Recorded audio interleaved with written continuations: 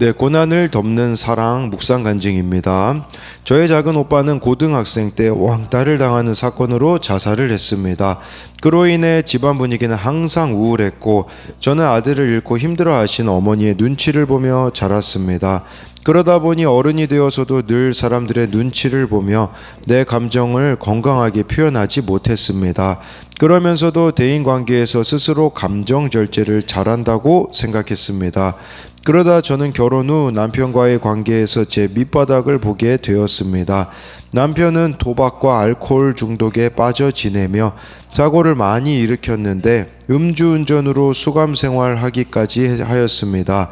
이런 상황에서 저는 이혼만이 답이라고 생각했습니다. 그러던 중 하나님의 후대하심으로 믿음의 공동체에 속해 소그룹 모임에서 내 이야기를 나누게 되었습니다. 그러다 비로소 구속사의 말씀이 들린 저는 내가 구원받도록 남편이 수고했음을 깨닫게 되었습니다. 욥이 환경이 편할 때는 자신의 전적 무능과 전적 부패를 몰랐던 것처럼 저도 배우자 고난으로 훈련을 받지 않았다면 저의 의로움에 속아 제가 죄인인 줄 몰랐을 것입니다.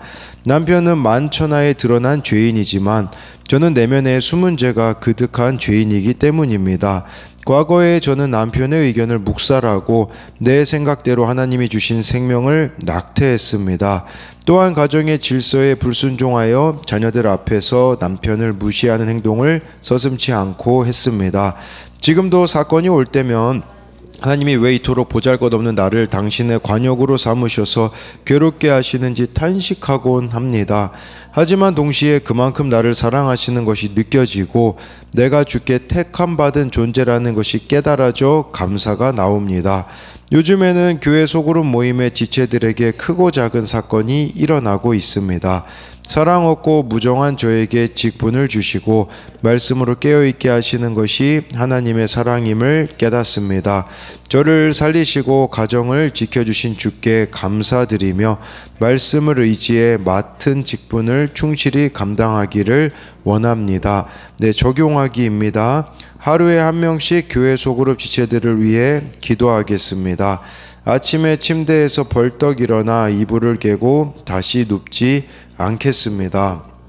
네, 정말 이분의 고백처럼 남편과의 관계에서 자신의 밑바닥을 보게 되었다라고 이렇게 말하고 있지 않습니까? 그러면서 욥이 환경이 편할 때는 자신의 전적 무능, 전적 부패를 몰랐던 것처럼 자신도 밑바닥을 보지 못했다면 죄인이라는 것을 깨닫지 못했다라는 것이죠. 그래서 오늘 말씀 제목이 고난을 통해 깨닫는 전적 무능과 전적 부패라고 이렇게 잡은 것은요, 고난을 통해서요 우리가 밑바닥을 보게 되어지고 그 밑바닥 속에서 내가 죄인이라는 걸 깨닫는 거죠. 그래서 이 전적 무능, 전적 부패라는 것은 내가 죄인이라는 것을 깨닫는, 지금 욥의 고난이 그런 거 아니겠습니까?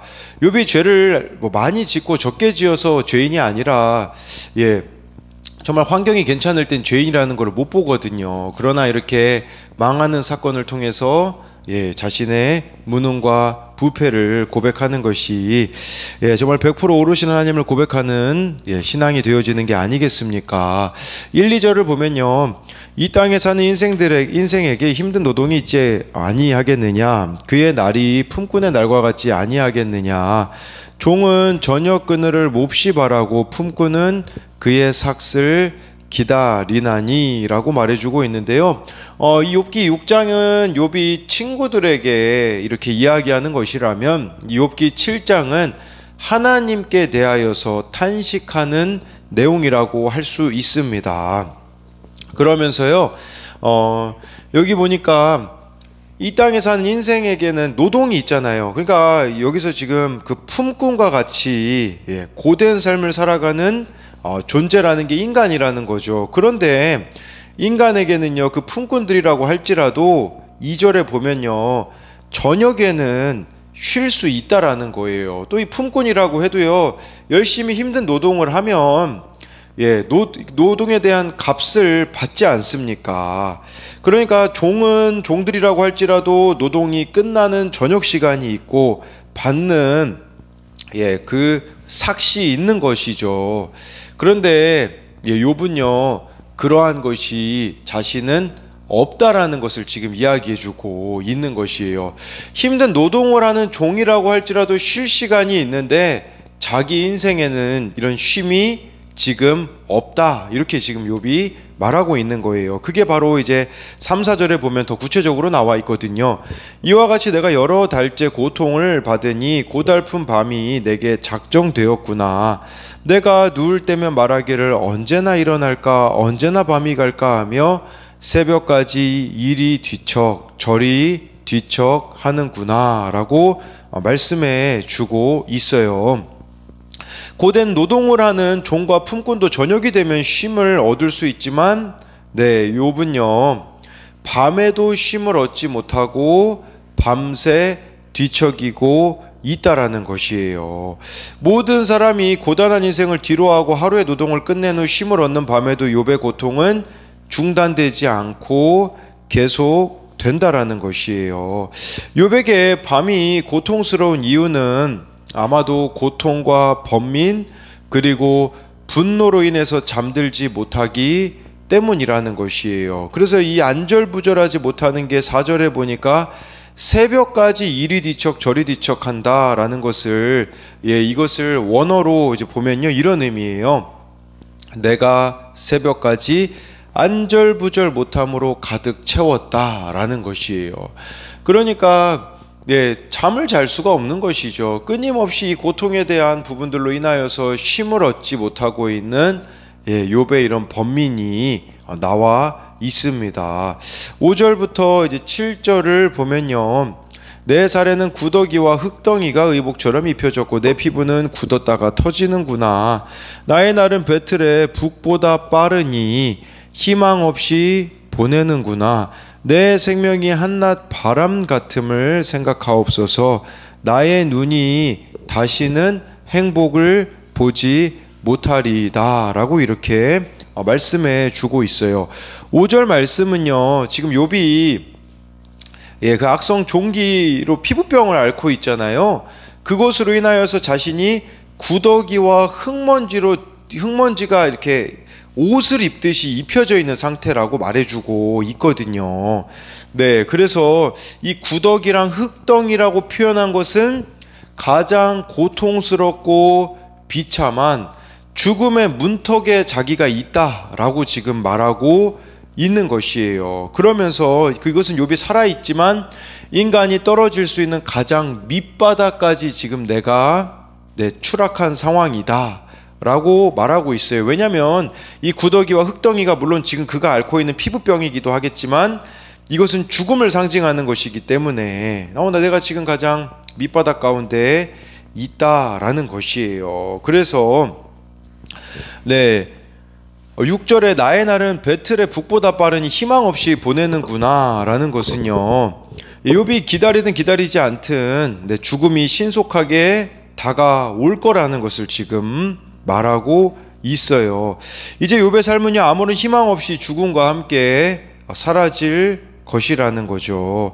여기서 욥이 말하고자 하는 것은 그냥 시간이 지금 막 빨리 간다 이게 아니라 그의 삶에 하나님이 주신 기쁨을 누릴 기회가 사라져 버렸기 때문에 아무 소망 없이 그냥 허무하게 지금 살아가고 있다라는 게 바로 6절의 고백이에요.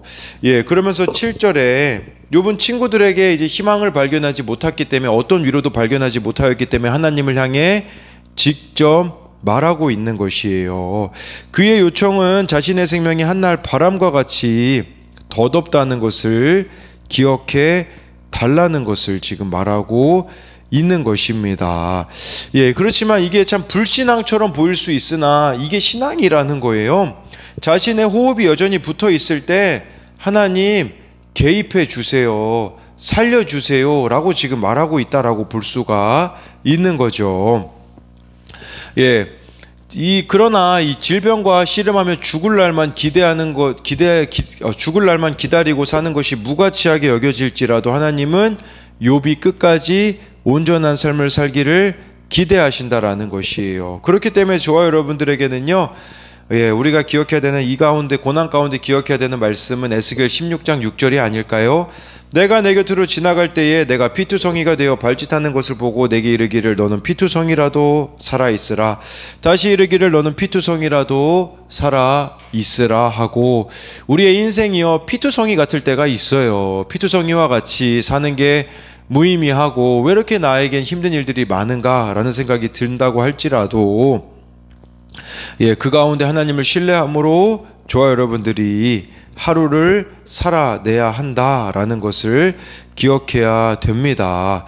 그래서 이것에 대한 적용 질문은요, 내 의욕을 꺾어버리는 것은 무엇이 있습니까?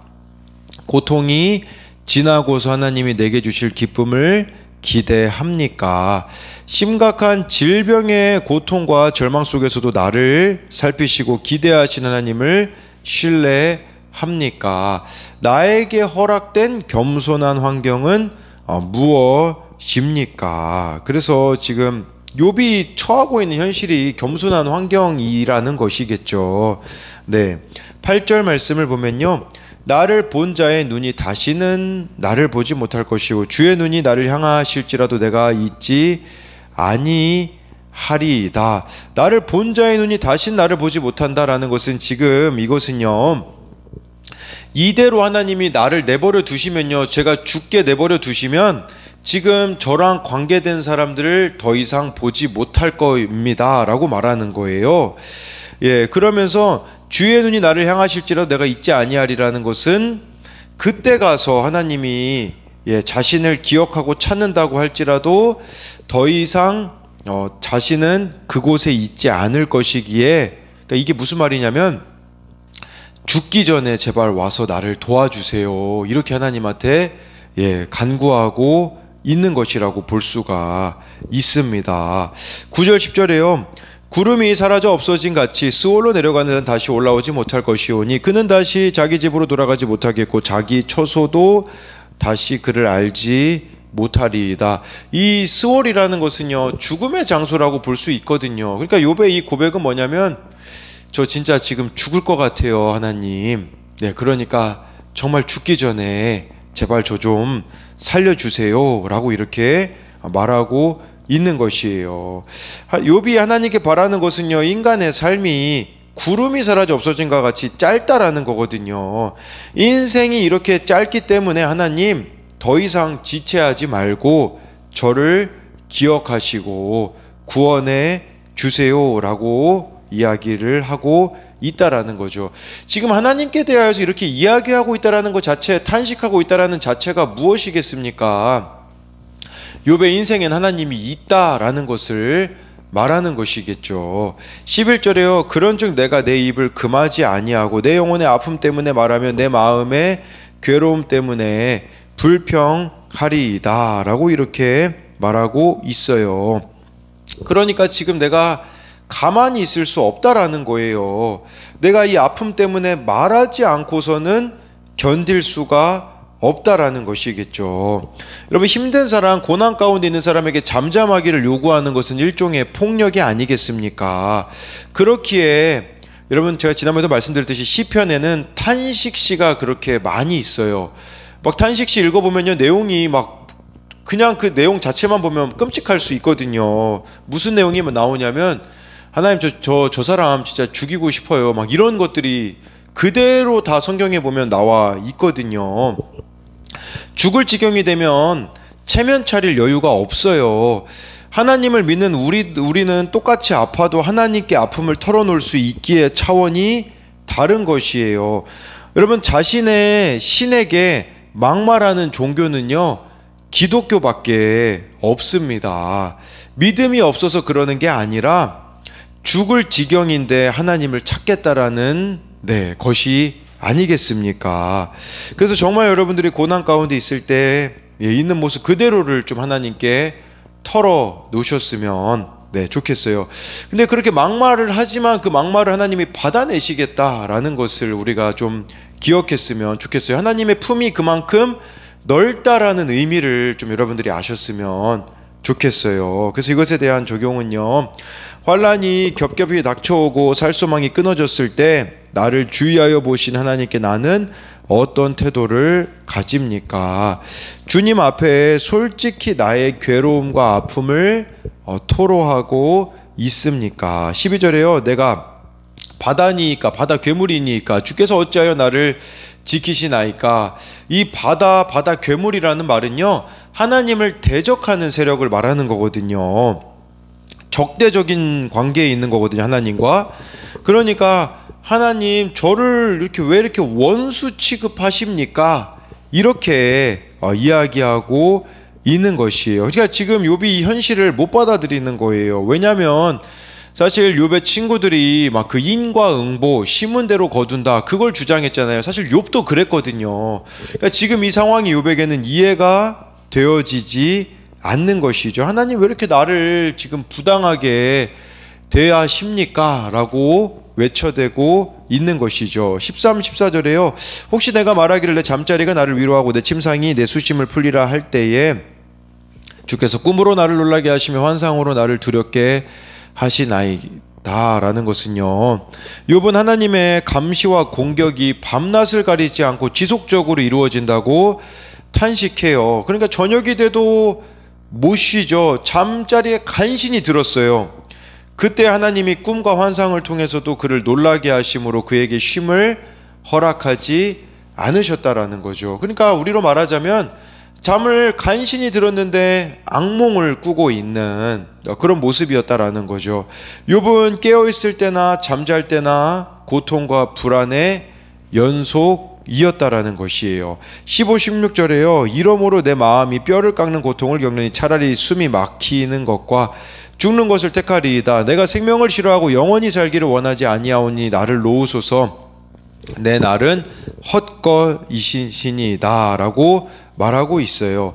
그러니까 뭐 이렇게 잠도 못 자죠. 잠 자도 악몽을 꾸죠. 그러다 보니까 차라리 죽는 것이 더 낫다라고 지금 욥이 말하고 있는 것이에요. 왜냐하면 욥의 삶에는 안식과 평안이 없기 때문에 살아 숨쉬는 것 자체가 욥에게는 고통이라는 것이에요. 우리에게도 이런 고통이 있을 수 있어요. 숨쉬는 것 자체, 살아있는 것 자체가 고난일 수 있는 것이죠.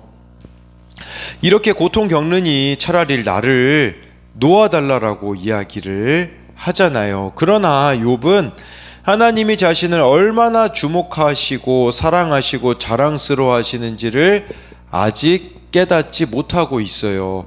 욥을 하나님이 얼마나 자랑하시는지는 사탄에게 하나님이 하신 말씀을 보면 알 수 있잖아요. 야, 욥과 같은 사람 너 본 적 있냐라고 하시는 거, 아직 그것을 깨닫지 못하고 있기에 욥이 이렇게 말하고 있다라는 것이에요. 17절부터 19절을 이제 보면요, 사람이 무엇이기에 주께서 그를 크게 만드사 그에게 마음을 두시고 아침마다 권징하시며 순간마다 단련하시나이까? 주께서 내게 눈을 돌이키지 아니하시며 내가 침을 삼킬 동안에도 나를 놓지 아니하시기를 어느 때까지 하리이까? 이게요, 여러분, 그 시편 8편 4절을 반대로 욥이 고백하고 있는 거거든요. 시편 8편 4절에 이런 말씀이 있어요. 사람이 무엇이기에 주께서 그를 생각하시며 인자가 무엇이기에 주께서 그를 돌보시나이까? 이 시를 다윗이 고백할 때는 와, 하나님 진짜 매 순간마다 제 인생에 개입해 주시는군요. 매 인생마다 정말 하나님께서 피난처가 되어 주시는군요 라는 고백이거든요. 근데 욥은요 지금 반대로 고백하고 있는 거예요. 무슨 말이냐면, 매 순간 왜 제 삶에 개입하셔서 저를 힘들게 하십니까? 이런 관점으로 지금 욥은 말하고 있어요. 욥은 하나님이 마치 징계를 주고 위협하시기 위해 그를 감시하고 계신다라고 생각을 했다라는 것을 이렇게 말해주고 있는 것이에요. 그래서 18절에 아침마다 권징하시며 순간마다 단련하시나이까? 라는 것은 왜 매 순간 나를 힘들게 하십니까? 라고 욥이 말하고 있는 거죠. 근데 이거를요 우리가 좀 반대로 보자면요, 아침마다 하나님이 권징하시고 순간마다 단련하시는 것은 하나님이 욥을 마음에 두시고 크게 만드시겠다라는 뜻이 있다라는 것이에요. 17절에 그를 크게 만드신다라는 것은 고난을 통해 의지하는 대상이 바뀌게 되는 것이에요. 이제는 하나님만 의지하게 되는 거, 그것이 하나님이 우리에게 원하시는 모습이라는 거예요. 더 쉽게 말씀드리면요, 하나님만이 우리 인생의 복이자 상급이 되는 삶을 하나님은 원하신다라는 거예요. 이걸 못 깨달을 때는요, 우리가 기복신앙에 속습니다. 그런데 이 고난을 통해서 저와 여러분들이요, 하나님만이 우리의 상급이시라는 것을 고백하게 되어지는 것을 원하신다라는 것이에요. 19절에는요, 욥은 하나님이 침을 삼키는 짧은 순간에도 자기를 놔두지 않고 공격한다고 탄식을 하거든요. 쉽게 말하면 이런 거죠. 하나님, 저에게 왜 이렇게 관심이 많으세요? 좀 관심 좀 그만 가지셨으면 좋겠어요 라는 거거든요. 예, 그런데 나를 하나님이 이렇게 간섭하시는 것 같아서 부담이 될 때가 있잖아요. 그것이 나를 향한 극진한 사랑과 보호하심이라는 것을 아셔야 합니다. 사랑의 반대말은 무관심이거든요. 우리는 그냥 우리 인생에 별일이 없었으면 좋겠잖아요. 그런데 별일이 우리 인생에 끊임없이 있잖아요. 이것을 왜 이렇게 나를 힘들게 하세요? 라는 관점이 아니라, 반대로 하나님이 나에게 관심을 가지고 계시다라는 것, 관점으로 봐야 한다라는 거죠. 욥이 여기 묵상간증에 나왔듯이요, 환경이 편안할 때는 자신의 전적 무능과 전적 부패를 몰랐잖아요. 고난으로 훈련받지 않았다면 욥은 자기 의로움에 속아서 죄인인 줄 몰랐을 것이에요. 우리도 힘든 환경이 있잖아요. 이 힘든 환경은 저와 여러분들에게 전적 무능과 전적 부패를 깨달으라고 주신 것이라는 것을 아셔야 하며, 이것은 저와 여러분들이요, 택자이기에, 선택받은 자이기에 주시는 것이라는 것을 아셔야 합니다. 그래서 이것에 대한 적용은요, 살아있어도 산 것 같지 않다고 느껴질 만한 고통을 겪은 적이 있습니까?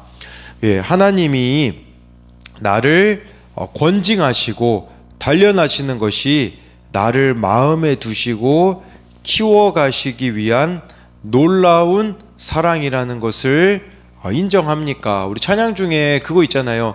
무슨 일을 만나든지 만사형통하리라, 그 찬양 있잖아요. 사실 그 찬양이 영어로 원래 쓰여진 것인데요, 만사형통이 아니에요. 그 영어로 보면 만사 평안하리라예요. 평안하리라. 만사 형통이 아니라 만사 평안이거든요. 저와 여러분들에게 정말 필요한 것은 하나님이 주시는 그 평안을 이렇게 어떤 상황에서도 누릴 수 있다면, 요즘 제가 누리고 있는 평안이 그거인 것 같아요. 여러 가지 문제가 있거든요. 그런데 진짜 말씀을 통해서 이제 깨닫게 되어지면 참 평안이 주어지는 것을 보게 되어지는 것이죠. 20절 21절에요. 사람을 감찰하시는 이여, 내가 범죄하였거든 주께 무슨 해가 되오리이까? 어찌하여 나를 당신의 관역으로 삼으셔서 내게 무거운 짐이 되게 하셨나이까? 주께서 어찌하여 내 허물을 사하여 주지 아니하시며 내 죄악을 제거하여 버리지 아니하시나이까? 내가 이제 흙에 누우리니 주께서 나를 애써 찾으실지라도 내가 남아있지 아니하리이다. 그래서 이제 욥이요, 이제 자신을 제발 내버려 두라고 이야기하다가 지금은 자신이 지은 죄가 하나님께 무슨 해가 된다고 이렇게 큰 죄값을 치러야 하느냐라고 따지는 데까지 이르게 되어요. 그러면서 나를 당신의 관역으로 삼으셔서, 이게 무슨 말이냐면, 하나님 저한테 화를 그만 쏘세요, 이런 의미예요. 그러니까 내가 관역이 돼서 막 지금 자기 상황이, 하나님이 막 자기를 미워해가지고 화살을 계속 쏘고 있는 것과 같이 욥이 느끼고 있다라는 것이겠죠. 그러면서 이제 21절에 왜 자신의 죄를 사해 주지 않으시고 죄악을 제거해 주시지 않느냐고 묻고 있는 거죠. 그러면서요, 내가 이제 흙에 누우리니 애써 나를 찾으실지라도 내가 남아있지 않는다라는 것은, 하나님 이렇게 저에게 자꾸 화살을 쏘시는 것과 같은 고난을 주시면 저는 죽을 수밖에 없어요, 이렇게 고백하고 있는 거예요. 이 말은 하나님 빨리 개입해 주셔서 저를 좀 살려주세요, 구원해 주세요 라고 소망하는 호소라고 볼 수 있어요. 여러분, 고난이 아무리 혹독해도요, 하나님보다 크지 않습니다. 좀 기억하셨으면 좋은 건 뭐냐면요, 고난이 영원히 지속되지 않는다라는 것을 아셨으면 좋겠어요. 이 고난은요, 끝이 있어요. 그리고 반드시 하나님이 개입하실 때가 있어요.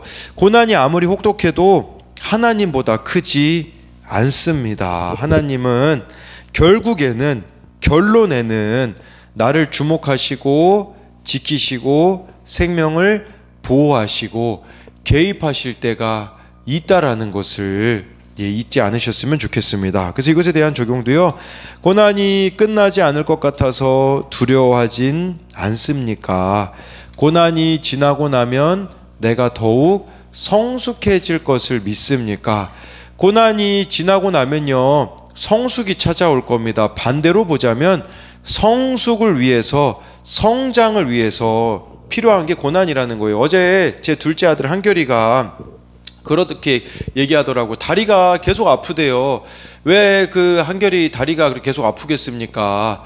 성장통인 거죠. 크려고 하기 때문인 거죠. 고난도 그런 관점으로 보셨으면 좋겠어요. 아, 내 믿음이 더욱더 성숙해지기 위해서 하나님이 이것들을 허락하셨구나 라고 하시며 성장통과 같은 그 고난을 잘 이겨내는 저와 여러분들이 되기를 소망합니다.